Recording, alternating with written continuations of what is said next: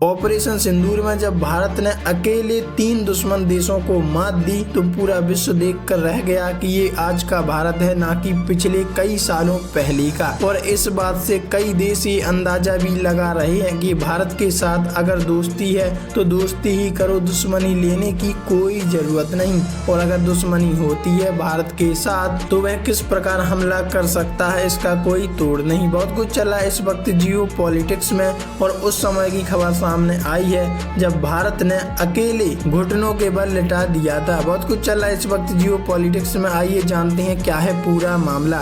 देखो, खबर सामने आ रही है जब भारत ने अकेले 3 दुश्मन देशों को दी मात, पाकिस्तान तो सिर्फ चेहरा था। अब इन 3 देशों में कौन कौन देश शामिल है और पाकिस्तान का साथ कौन कौन देश दे रहे थे। ऑपरेशन सिंदूर के दौरान भारत भले ही एक मोर्चे पर पाकिस्तान से लड़ रहा था, लेकिन उसका सामना 2 और देशों से हो रहा था जो पाकिस्तान की खुलकर मदद कर रहे थे। पाकिस्तान को चीन और तुर्की जैसे देशों से सहयोग मिल रहा था, कई ऐसे हथियार सप्लाई कर रहा था जो कोई भारतीय सेना की मूवमेंट की रियल टाइम सैटेलाइट तस्वीरें उपलब्ध करा रहा था। इसके बावजूद भारत ने अपने दुश्मनों को ऐसा सबक सिखाया कि पाकिस्तान आज तक उस जख्म को नहीं भूल पाया। यह खुलासा किसी और ने नहीं बल्कि भारतीय सेना के उप प्रमुख ने खुद किया है। सेना के deputy chief of army staff lieutenant general Rahul R Singh ने बताया कि ऑपरेशन सिंदूर के दौरान सीमाओं पर एक नहीं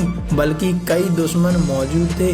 जनरल सिंह ने कहा कि ऑपरेशन सिंदूर से कुछ जरूरी सबक सामने आए हैं जिन्हें साझा करना आवश्यक है। सबसे पहले, एक सीमा पर 2 नहीं 3 या 4 दुश्मन थे। पाकिस्तान सामने दिखाई दे रहा था, लेकिन असल में वह सिर्फ एक चेहरा था और उसका साथ बाकी दुश्मन देश दे रहे थे। पाकिस्तान का 81% जंगी साजो सामान चीन से। उन्होंने बताया कि पाकिस्तान को चीन से हर तरह की मदद मिल रही थी, जो कोई नई बात नहीं है। बीते 5 सालों के आंकड़े बताते हैं कि पाकिस्तान को मिलने वाला 81% सैन्य साजो सामान चाइना से आता है। जनरल सिंह ने यह भी कहा है कि चीन इस तरह के युद्धकालीन हालातों का इस्तेमाल अपने हथियारों की परख और टेस्टिंग के लिए करता है, यानी परीक्षण के लिए करता है। उन्होंने कहा कि चीन ने शायद यह देखा कि उसे एक तरह की लाइव लैब मिल गई है जिसमें वह अपने हथियारों को विभिन्न सिस्टमैटिक के खिलाफ आजमा सकता है। तुर्की की भूमिका भी कम अहम नहीं थी, उसने भी उतना ही रोल अदा किया जितना चाइना ने पाकिस्तान का समर्थन करके।